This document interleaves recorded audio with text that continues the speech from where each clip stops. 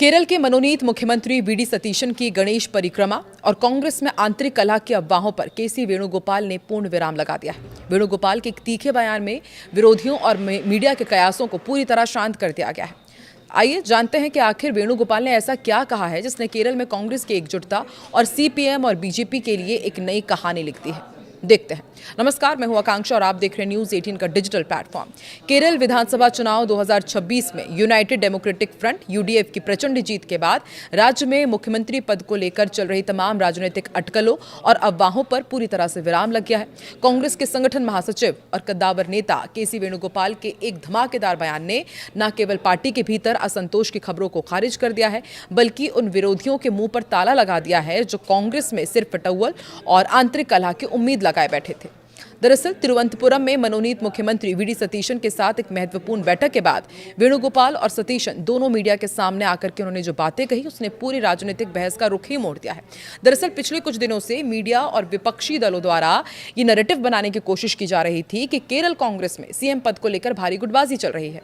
चर्चाएं थी कि वीडी सतीशन के नाम पर केसी वेणुगोपाल और रमेश चेन्निथला जैसे वरिष्ठ नेता पूरी तरह सहमत नहीं है और सतीशन द्वारा लगातार किए जा रहे दौरों को इसी कलह को शांत करने की मजबूरी बताया जा रहा था।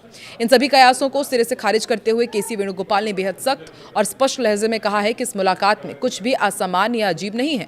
वीडी सतीशन केरल के अगले मुख्यमंत्री बनने जा रहे हैं। पार्टी हाईकमान ने यह फैसला लिया है और हम सभी इस फैसले का पूरी तरह सम्मान करने के लिए बाध्य हैं।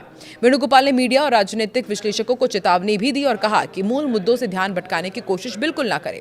हमारी पार्टी में कोई मतभेद नहीं है और सतीशन के नेतृत्व में सरकार पूरी ताकत से काम करेगी। केसी वेणुगोपाल ने कांग्रेस की आंतरिक कार्यप्रणाली और तुलना भाजपा और माकपा सीपीआईएम से करते हुए लोकतंत्र का एक बड़ा पाठ भी पढ़ाया। उन्होंने कहा कि कांग्रेस एक पूर्णतः लोकतांत्रिक पार्टी है। हम भाजपा या सीपीएम जैसे नहीं हैं जहां तानाशाही चलती है और नीचे के नेताओं की आवाज दबा दी जाती है। एक लोकतांत्रिक संगठन होने के नाते हमारी पार्टी में हर किसी को अपनी राय रखने और मतभेद रखने का पूरा अधिकार है। हमारे यहाँ विचारों की भिन्नता हो सकती है, लेकिन इसका मतलब ये नहीं है कि हम बटे हुए हैं। उन्होंने आगे ये भी स्पष्ट करते हुए कहा कि जब पार्टी नेतृत्व और हाईकमान एक बार कोई औपचारिक निर्णय लेता है तो उसके बाद सभी नेता और कार्यकर्ता अपने व्यक्तिगत मतभेदों को बुला करके एक साथ आ जाते हैं। वीडी सतीशन के मामले में भी यही हुआ है। आज पूरी केरल कांग्रेस और यूडीएफ उनके पीछे चट्टान की तरह खड़ी है। वेणुगोपाल ने यह भी घोषणा की कि सतीशन के शपथ ग्रहण समारोह में देश के सभी राज्यों के कांग्रेस मुख्यमंत्री शामिल होंगे, जो ये दिखाएगा कि पार्टी इस सरकार को लेकर कितनी गंभीर और एकजुट है। वेणुगोपाल के इस तीखे और रणनीतिक बयान ने उन लोगों की बोलती बंद कर दी है जो केरल में कांग्रेस की सरकार बनने के पहले ही उसके गिरने या कमजोर होने की भविष्यवाणियां कर रहे थे।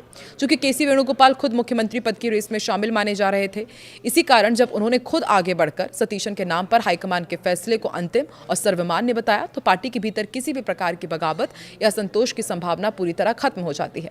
माकपा और भाजपा लगातार दरअसल यह आरोप लगा रही थी कि कांग्रेस में कोई अनुशासन नहीं है। वेणुगोपाल ने इस लोकतंत्र का हिस्सा बताकर विपक्ष के वार को ही उन पर पलट दिया है। इस बयान के बाद वीडी सतीशन अब बिना किसी आंतरिक दबाव या हिचकिचाहट के अपनी नई कैबिनेट का गठन कर सकेंगे, क्योंकि उन्हें संगठन के सबसे शक्तिशाली व्यक्ति का खुला समर्थन मिल चुका है। इस प्रकार केसी वेणुगोपाल ने एक ही बयान से केरल की राजनीति में कांग्रेस की एकजुटता का वो मजबूत किला खड़ा कर दिया है जिसे भेदना फिलहाल विपक्ष के लिए नामुमकिन नजर आ रहा है। लेकिन कांग्रेस के लिए सब कुछ उतना ऑल इज वेल है नहीं, क्योंकि हम जानते हैं कि शुरू में तो कांग्रेस में सब कुछ ठीक रहता है, लेकिन आगे जाकर के मामला अटक जाता है, गुटबाजी चरम पर पहुंच जाती है।